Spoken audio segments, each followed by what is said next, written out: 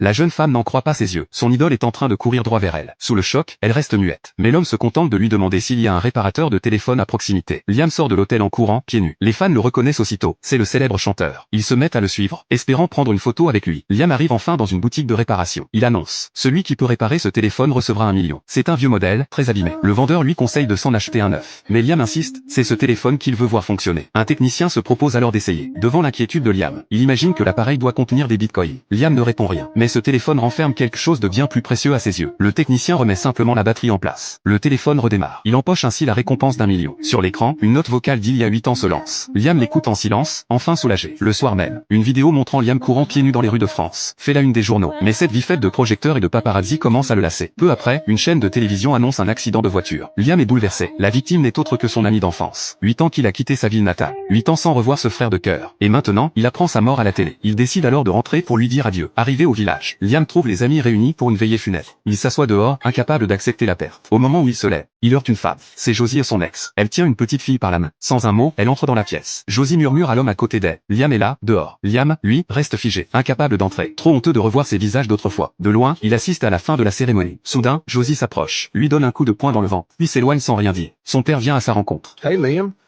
Oh, hey, Dad.